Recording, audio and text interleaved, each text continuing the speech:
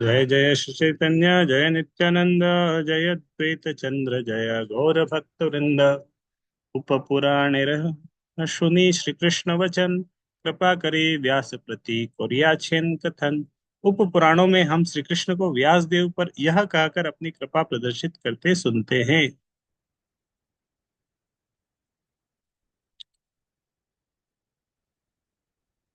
अहमेव क्वचिन् असन्न्यासमाश्रम आश्रितः हरिभक्तिं ग्रहायामि कलौ पाप हतारणम।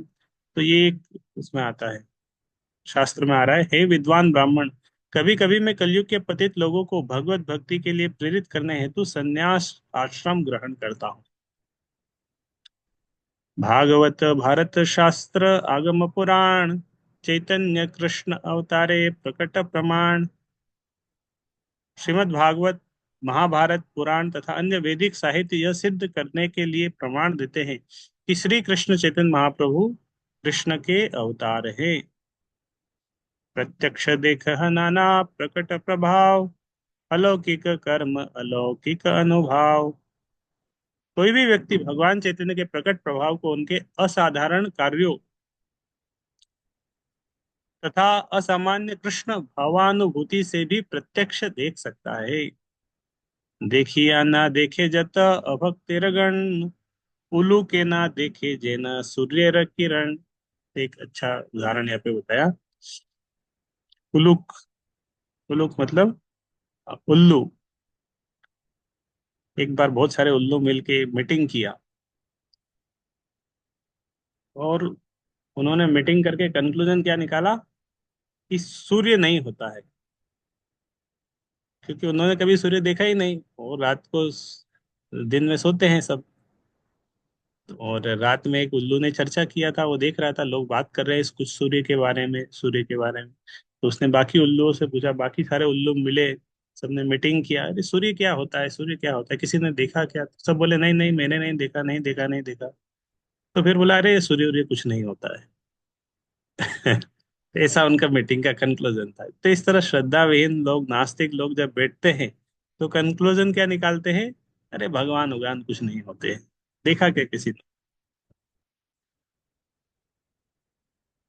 किंतु श्रद्धा विहीन अभक्त लोग स्पष्ट दिखाई देने वाली वस्तु को भी नहीं देखते, जिस तरह उल्लू सूर्य की किरणों को नहीं देखते। त्वां शील रूप चरित है परम प्रकृष्ट सत्वेन सात्विकतया लैश्च शास्त्र प्रख्यात देव परमार्थ विदाम मतैश्च नेवासुर प्रकृतयः प्रभवन्ति बोद्धुम। हे प्रभु, जो लोग आसुरी प्रवृत्तियों से प्रभावित है वे आपकी अनुभूति नहीं कर सकते। यद्यपि आप अपने महान कार्यों, रूपों, चरित्र तथा असामान्य शक्ति के कारण स्पष्ट रूप से सर्वश्रेष्ठ है, जिनकी पुष्टि सभी सात्विक शास्त्रों और दिव्य प्रकृति वाले विख्यात अध्यात्मवादियों द्वारा होती है। यह श्लोक रामानुजाचार्य के श्री यामुनाचार्य कृत स्तोत्र रत्न से है। रामानुजाचार्य उनके गुरु थे यमुनाचार्य। प्रामाणिक शास्त्रों में श्री कृष्ण के दिव्य कार्य, लक्षण, स्वरूप, गुण आदि का वर्णन रहता है और विश्व के सर्वाधिक प्रामाणिक शास्त्र भगवत गीता में स्वयं कृष्ण अपना वर्णन करते हैं। यही नहीं, वेदांत सूत्र का भाष्य कहलाने वाले श्रीमद् भागवत में कृष्ण की ओर अधिक व्याख्या मिलती है। इस तरह श्री कृष्ण को इन प्रामाणिक शास्त्रों ने पूर्ण पुरुषोत्तम भगवान के रूप में स्वीकार किया है। मनुष्यों की स्वीकृति मात्र के माध्यम से नहीं, आधुनिक युग में एक वर्ग के मूर्ख सोचते हैं कि वे किसी को भी ईश्वर के पद पर उसी तरह निर्वाचित कर सकते हैं जिस प्रकार वे किसी को राजनीतिक प्रशासन के सर्वोच्च पद पर निर्वाचन करते हैं। लेकिन दिव्य पुरुषोत्तम भगवान का सम्यक वर्णन प्रामाणिक शास्त्रों में किया गया है। भगवत गीता में भगवान कहते हैं कि केवल मूर्ख ही यह सोचकर उनका उपवास करते हैं कि कोई भी व्यक्ति कृष्ण की तरह बोल सकता है। तो लोग सोचते हैं भगवान भी एक पदवी है, हम भी भगवान बन सकते हैं, किसी को हम भगवान बना सकते हैं, किसी को भगवान से हटा भी सकते हैं, ऐसा सोचते हैं। कृष्ण भगवान थे, अभी कृष्ण भगवान नहीं है, अभी हम भगवान बन जाएंगे, इस तरह। ऐतिहासिक संदर्भों के अनुसार भी कृष्ण के कार्यकलाप अति असाधारण है। कृष्ण ने पुष्टि की है मैं ईश्वर हूँ, और उन्होंने तदनुसार कार्य भी किया। मायावादी सोचते हैं कि हर व्यक्ति ईश्वर होने का दावा कर सकता है, किंतु यह उनका भ्रम है, क्योंकि कृष्ण के अतिरिक्त दूसरा कोई भी ऐसे असाधारण कार्य नहीं कर सकता। जब वे अपने माता पिता की गोद में थे, तब उन्होंने पूतना राक्षसी का वध किया। तत्पश्चात उन्होंने तृणावर्त, वत्सासुर तथा बक नामक राक्षसों का वध किया। जब वे कुछ बड़े हुए तब उन्होंने अगासुर तथा ऋषभासुर को मारा। अतएव ईश्वर प्रारंभ से ही ईश्वर होते हैं। ध्यान करने से कोई ईश्वर नहीं बन सकता। ऐसा विचार हास्यास्पद। कोई बोले हम बहुत तपस्या करेंगे, बहुत तपस्या करेंगे, हम भगवान बन जाएंगे। भले ही कोई कठिन प्रयास से ईश्वरीय प्रवृत्ति का अनुभव कर ले, किंतु वो ईश्वर कभी नहीं बन पाएगा। जो असुर यह सोचते हैं कि कोई भी ईश्वर बन सकता है, वे निंदनीय है। तो जो कोई सोचता है कि हम ईश्वर बन सकते हैं, वो असुर है। प्रमाणिक शास्त्र असुरी इस तरह प्लान करते हैं भगवान बनने का। हिरण्यकशिपु ने प्लान किया, रावण, सारे असुर सोचते हैं कि हम भगवान बन जाएंगे। तो इस तरह जो लोग भी, कुछ लोग अध्यात्म के नाम पे इस तरह शिक्षा देते हैं कि हम भी भगवान बन जाएंगे, तो सब असुर असुर श्रेणी के लोग हैं। प्रमाणिक शास्त्रों की रचना व्यासदेव, नारद, असी तथा पराशर जैसे महापुरुषों द्वारा की गई, जो साधारण पुरुष नहीं है। वैदिक जीवन शैली के समस्त अनुयायियों ने इन विख्यात पुरुषों को स्वीकार किया है, जिनके प्रमाणिक शास्त्र वैदिक साहित्य के अनुरूप है। फिर भी असुर उनके कथनों पर विश्वास नहीं करते और जानबूझकर पूर्ण पुरुषोत्तम भगवान तथा उनके भक्तों का विरोध करते हैं। आजकल सामान्य व्यक्तियों को तथाकथित ईश्वर अवतार के रूप में कुछ मनमाने शब्दों को लिख देने और अन्य साधारण व्यक्तियों द्वारा उसे प्रामाणिक मान लेने की रीति चल पड़ी है। इस आसुरी मनोवृत्ति की भर्त्सना भगवद गीता के 7वें अध्याय में की गई है। यहाँ यह कहा गया है कि जो दुष्ट तथा अधम है, जो मूर्ख तथा गधे हैं, वे अपनी आसुरी प्रकृति के कारण पूर्ण पुरुषोत्तम परमेश्वर को स्वीकार नहीं कर सकते। उनकी तुलना उल्लुओं से की गई है, जो सूर्य के प्रकाश में अपनी आंखें नहीं खोल सकते। चूंकि सूर्य प्रकाश को नहीं सह सकते, अतः वे अपने आप को सूर्य से छिपाते रह फिरते हैं और कभी उसका दर्शन नहीं करते। उन्हें विश्वास ही नहीं होता कि कोई ऐसा प्रकाश है भी। आपना लुकाईते कृष्ण नाना यत्न करे, तथा पीता हार भक्त जाना हारे। भगवान श्री कृष्ण अपने आप को छिपाने का प्रयत्न अनेक प्रकार से करते हैं, फिर भी उनके भक्त उन्हें आ, यथार्थ रूप में जान ही लेते हैं। हे प्रभु, भौतिक प्रकृति के भीतर हर वस्तु काल, देश तथा विचार से ही सीमित है। फिर भी आपके गुण अद्वितीय तथा असीम होने से इसी सीमाओं से परे, सदैव परे होते हैं। कभी कभी आप इन गुणों को अपनी ही शक्ति से ढक लेते हैं, फिर भी आपके अनन्य भक्त हर परिस्थिति में आपका दर्शन पाने में समर्थ है। तो भगवान हो सकता है अपने आप को ढक ले, लेकिन भगवान के भक्त पहचान लेते हैं कि ये भगवान है। तो वो ढक नहीं पाते अपना। भगवान के भक्त के सामने भगवान उजागर हो जाते हैं। एक बार एक ड्रामा चल रहा था। उसमें ड्रामे में अलग अलग रोल रोल निभा के आते हैं ना। तो भक्तों का ड्रामा था। तो बच्चे लोग भी बैठे थे, और एक अलग अलग रोल रोल करके थे कहीं कहीं। ये सब कभी मान लो बूढ़े का रोल कर रहा है, तो बच्चे लोग, माता पिता सब बैठे थे, बच्चे लोग ड्रामा देख रहे थे। और एक बच्चे के पिताजी ड्रामे ड्रामे में रोल कर रहे थे, लेकिन वो थोड़ा मेकअप वेकअप करके आए, थोड़ा दाढ़ी वाड़ी लगाया होगा, कोई दूसरा रोल होगा। तो बच्चे देख रहे हैं। मान लो आद्या देख रही है, ड्रामा देख रही है, आद्या के पिताजी ड्रामे में कुछ रोल कर रहे हैं। ड्रामा चल रहा है, वो बच्चा देख रहा है कि इनको कुछ देखा देखा लग रहा है, ड्रामे में पिताजी रोल करके आए लेकिन पहचान नहीं पा रहे। तो ड्रामा चल रहा है, बीच में एकदम से पहचान में लगा, अरे ये तो पिताजी है। तो बच्चा बीच ड्रामे में जोर से चिल्लाने लग गया, पिताजी पिताजी पिताजी। उस समय पहचान में आया। तो ड्रामे ड्रामा का सीन बदल गया। तो इस तरह भक्त लोग, भगवान आते हैं कुछ हिडन फॉर्म में, लेकिन भगवान पहचान लेते हैं कि हाँ, भक्त लोग पहचान लेते हैं कि ये तो भगवान है। माया के प्रभाव से आवृत प्रत्येक वस्तु देश काल तथा विचार की सीमाओं से बंधी है, यहाँ तक कि बड़े से बड़ी अभिव्यक्ति जिसकी हम कल्पना कर सकते हैं, अर्थात आकाश की भी सीमाएं हैं। किंतु प्रमाणिक शास्त्रों से यह स्पष्ट है कि आकाश से परे भी 7 आवरण है, उनमें से हर एक अपने पूर्ववर्ती आवरण से 10 गुना अधिक मोटा है। हमने बताया था ना एक बार ब्रह्मांड का, ये ब्रह्मांड, ये ब्रह्मांड, तो एक ब्रह्मांड के 10 आवरण है, 7 आवरण है, और एक एक 8 आवरण है। एक एक आवरण, एक किसका है? पृथ्वी जल अग्नि वायु आकाश मन बुद्धि अहंकार, ये 8 आवरण है। और एक आवरण है, फिर दूसरा आवरण उससे 10 गुना मोटा है। आवरण की ये परतें विस्तृत है, किंतु आकाश सीमित है। चाहे आवरण हो या नहीं, स्थान तथा काल विषयक हमारी चिंतन शक्ति भी सीमित है। काल शाश्वत है, हम करोड़ों तथा अरबों विषयों की कल्पना कर सकते हैं, किंतु वह भी काल के विस्तार का अपर्याप्त अनुभव होगा। अतएव हमारी अपूर्ण इंद्रियां न तो पूर्ण पुरुषोत्तम भगवान की महानता के विषय में सोच सकती है, न ही हम उन्हें काल या अपनी चिंतन शक्ति की सीमाओं में बांध सकते हैं। मतलब एक, हमारी जो चिंतन शक्ति है, इससे हम भगवान के बारे में समझ नहीं पाएंगे। भगवान कितने महान है, भगवान का ब्रह्मांड कैसा है, ये कैसा है, वो कैसा है। हमारी चिंतन शक्ति की सीमाओं में हम भगवान को नहीं बांध सकते। भगवान अचिंत्य है, चिंतन नहीं कर पाएंगे। हम बस यही चिंतन कर सकते हैं कि ये अचिंत्य है। तदनुसार उनकी स्थिति उल्लंघित शब्द से वर्णित की जाती है कि देश काल तथा विचार से परे है।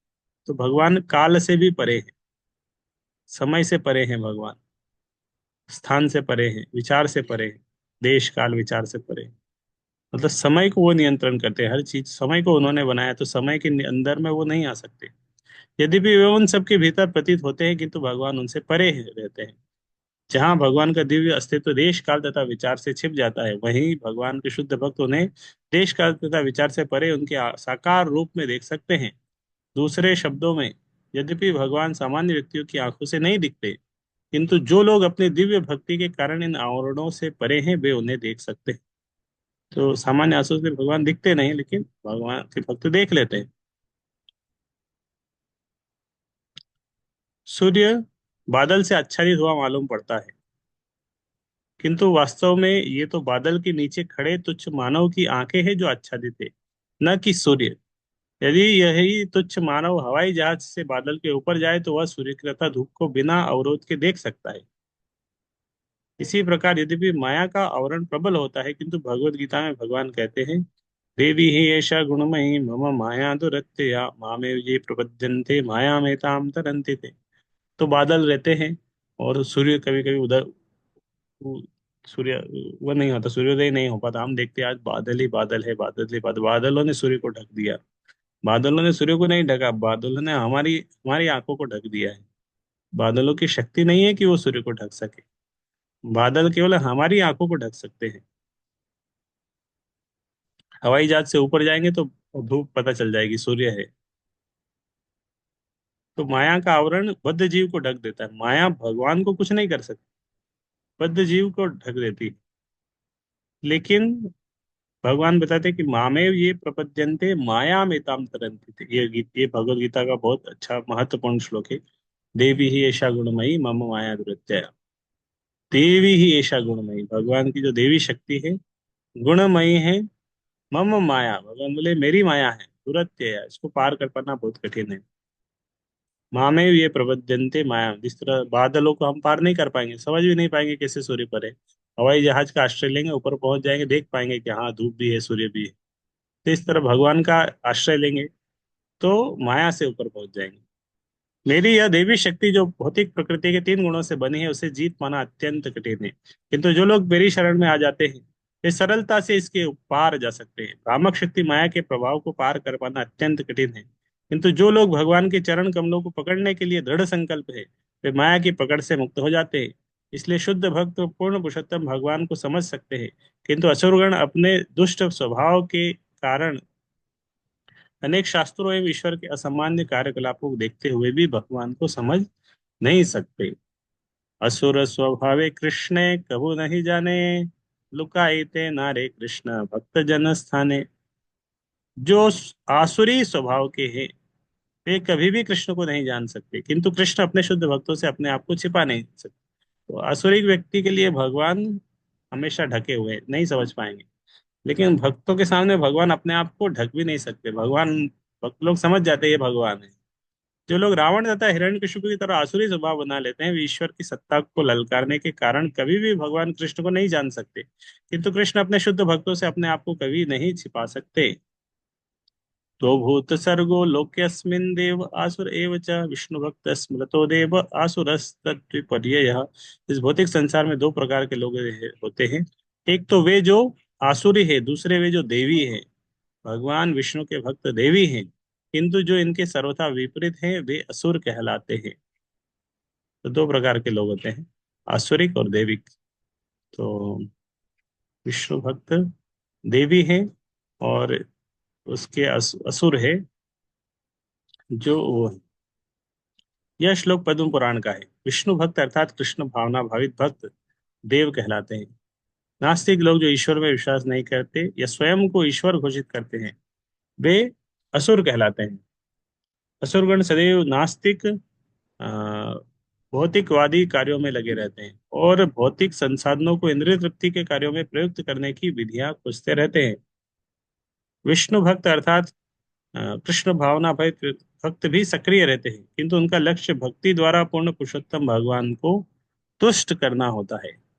ऊपर से ये दोनों श्रेणी के लोग एक ही दिशा में कार्य करते प्रतीत हो सकते हैं, किंतु चेतना में अंतर होने के कारण उनके प्रयोजन एक दूसरे के सर्वथा विपरीत रहते हैं। असुरगण निजी इंद्रिय तृप्ति के लिए कार्य करते हैं, जबकि भक्तगण भगवान की तुष्टि के लिए कार्य करते हैं। दोनों ही परिश्रम करते हैं, किंतु उनके उद्देश्य भिन्न भिन्न होते हैं। इस तरह अर्जुन और दुर्योधन दोनों ही युद्ध कर रहे हैं, दोनों ही योद्धा है, दोनों ही युद्ध कर रहे हैं। लेकिन अर्जुन का युद्ध करने का उद्देश्य है कृष्ण को प्रसन्न करना, और उधर दुर्योधन का युद्ध करने का है खुद राजा बनना, इंद्रिय तृप्ति करना उद्देश्य है। तो कार्य करने में एक जैसा है, लेकिन चेतना में अंतर है। इस तरह सूर्योदय और सूर्यास्त, अगर सूर्योदय का एक फोटो खींचेंगे, सूर्यास्त का एक फोटो खींचेंगे, केवल फोटो से पता नहीं लगेगा कि ये सूर्योदय का फोटो है कि सूर्यास्त का फोटो है। एक जैसा सीन है, लेकिन दोनों अपोजिट रिएक्शन है। एक में सूर्य ऊपर आ रहा है, उदय हो रहा है, एक में सूर्य अस्त हो रहा है, नीचे जा रहा है। तो असुर और देव दिखने में एक जैसे लग सकते हैं, लेकिन मनोभाव उल्टा है। कृष्ण भावनामृत आंदोलन देवों या भक्तों के लिए है। असुर ने तो कृष्ण भावनामृत कार्यों में सम्मिलित हो सकते हैं, न कृष्ण भावनाएं भक्त असुरी कार्यों में सम्मिलित हो सकते हैं। अथवा इंद्रिय तृप्ति के लिए कुत्तों तथा बिल्लियों की तरह कार्य कर सकते हैं। कृष्ण भावना भावित भक्तों को ऐसे कार्य तनिक भी नहीं भाते। भक्तगण जीवन की उतनी ही आवश्यकताओं को स्वीकार करते हैं जितने से वे कृष्ण भावनामृत में कार्य करने के लिए सशक्त रह सके। उनकी विशेष शक्ति कृष्ण भावनामृत को विकसित करने में खर्च होती है, जिसके द्वारा वे सदैव यहाँ तक कि अंतिम समय में भी कृष्ण का चिंतन करते हुए भगवत धाम वापस जा सके। आचार्य गोसाई प्रभु और भक्त अवतार कृष्ण अवतार है तू जहाँ रहोंकार। अद्वैत आचार्य गोस्वामी भक्त के रूप में अवतार, भगवान के अवतार है। उनकी ऊंची गर्जना से ही कृष्ण अवतरित है। तो अद्वैत आचार्य की ऊंची गर्जना मतलब उन्होंने भगवान को बुलाया, तब भगवान आए। और कैसे बुलाया? हुंकार, हुंकार मतलब ऊंची गर्जना, है ना। घर में कभी कभी बच्चों को बुलाते हैं, तो मान लो आ, दक्ष को बुला रहे हैं, मम्मी बुला रही दक्ष, पहले धीरे धीरे बोला दक्ष, दक्ष दक्ष नहीं सुन रहा है तो जोर से बोलते हैं ए दक्षा। जोर से हुंकार करने से व्यक्ति सुन लेता है, आ जाता है, हाँ मम्मी क्या है बताइए क्या करना है। तो इस तरह अद्वैत आचार्य भगवान को बुला रहे थे, धीरे धीरे बुलाया दोस्तों ने, सोचा भगवान सुन नहीं रहे। जोर से हुंकार गर्जना करके साथ उन्होंने भगवान को प्रार्थना किया। कृष्ण यदि पृथ्वी ते करे न अवतार, प्रथमे करे न गुरु वर्गेर संचार। जब भी श्री कृष्ण इस धरा पर अवतरित होना चाहते हैं, तब सर्वप्रथम वे अपने पूज्य गुरु वर्गों को अवतरित कराते हैं। तो भगवान को आना है, मतलब भगवान कृष्ण का अवतार है, तो पहले वो सांदीपनि मुनि को पहले ही भेज देते हैं कि आप जाइए, मैं आने वाला हूँ। इसी तरह चैतन्य महाप्रभु को आना है, पहले अपने गुरु को भेज देते हैं, माता पिता को पहले ही भेज देते हैं कि आप जाइए, क्योंकि आप जाएंगे तभी तो मैं आऊंगा। तो इस तरह गुरु वर्ग, वरिष्ठ वर्ग वो पहले अवतरित होते हैं, पहले उनको भेज देते हैं। पिता माता गुरु आदि जत मात्यगण मान्यगण प्रथमे करे न सवार पृथ्वी ते जन्म। इस प्रकार सर्वप्रथम पृथ्वी पर आदरणीय लोगों तथा उनके माता पिता तथा गुरु का जन्म होता है। तो ये सबको पहले भेजते हैं कि जाएंगे तभी तो भगवान आएंगे। माधव ईश्वर पुरी शचि जगन्नाथ, अद्वैत आचार्य प्रकट होइला से ही साथ। माधवेंद्रपुरी, माधवेंद्रपुरी कौन थे? माधवेंद्रपुरी, ईश्वरपुरी, श्रीमती सची माता, जगन्नाथ मिश्र, जगन्नाथ मिश्र और सची माता चेतन महाप्रभु के माता पिता है। ईश्वरपुरी चेतन महाप्रभु के गुरु, उनका नाम है ईश्वरपुरी। ईश्वरपुरी के गुरु है माधवेंद्रपुरी। इस सब के बारे में डिटेल आएगा, एक तो अध्याय केवल माधवेंद्रपुरी के ऊपर है, बहुत अच्छा लीला है माधवेंद्रपुरी का। ये सभी श्री अद्वैत आचार्य के साथ साथ प्रकट है, और अद्वैत आचार्य भी बहुत मतलब बूढ़े हैं, वो भी इन्हीं की उम्र के हैं। ईश्वरपुरी माधवेंद्रपुरी बहुत वरिष्ठ है। जब भी पूर्ण पुरुषोत्तम भगवान अपने मानव रूप में अवतरित होते हैं तो वे उसके पूर्व अपने भक्तों को भेज देते हैं, जो उनके पिता गुरु तथा संगियों के रूप में नाना प्रकार की भूमिका ग्रहण करते हैं। ऐसे महापुरुष पूर्ण पुरुषोत्तम भगवान के अवतरण के पूर्व प्रकट होते हैं। श्री कृष्ण चैतन्य महाप्रभु के आविर्भाव के पूर्व उनके भक्त श्री माधवेंद्रपुरी, उनके गुरु श्री ईश्वरपुरी, उनकी माता श्री सचेती देवी, उनके पिता श्री जगन्नाथ मिश्र और श्री अद्वैत आचार्य प्रकट हो चुके थे।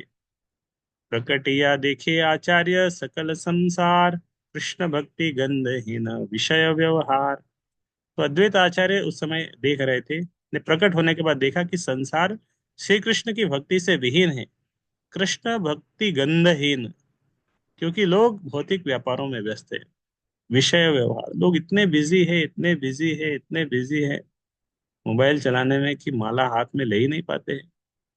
दिन भर मोबाइल ही रहता है, मोबाइल छोड़ेंगे तभी तो माला पकड़ेंगे। बहुत बिजी है सब। इस तरह उस समय तो मोबाइल नहीं था, लेकिन अद्वैत आचार्य फिर भी देख रहे हैं, अरे सब लोग व्यस्त है, भक्ति नहीं कर रहे। केह पापे केह पुण्य करे विषय भोग, भक्ति गंध नाही जाते जाए भव रोग। प्रत्येक व्यक्ति चाहे पापवश हो या पुण्यवश भौतिक भोग में लगा हुआ था। कोई भी भगवान की दिव्य सेवा में रुचि नहीं रखता था, जिससे जन्म मरण के चक्र से छुटकारा प्राप्त हो। कोई पाप कर रहा था, कोई पुण्य कर रहा था, भक्ति कोई नहीं कर रहा था। अद्वैत आचार्य ने संपूर्ण जगत को भौतिक पुण्य तथा पाप के व्यापारों में व्यस्त देखा। भक्ति या कृष्ण भावना का कहीं कोई नामो निशान नहीं था। देखिए पुण्य कार्य है ना, कल हमने पढ़ा था कि सर भगवान का नाम की महिमा अलग है, पुण्य अलग है। अश्वमेध यज्ञ कर रहा है, कोई ये कर रहा है, वो कर रहा है, बहुत कुछ कर रहा है, लेकिन वो भक्ति नहीं है। सच्चाई यह है कि इस भौतिक जगत में कृष्ण भावनामृत के अतिरिक्त किसी भी वस्तु का अभाव नहीं है। Only scarcity is Krishna consciousness.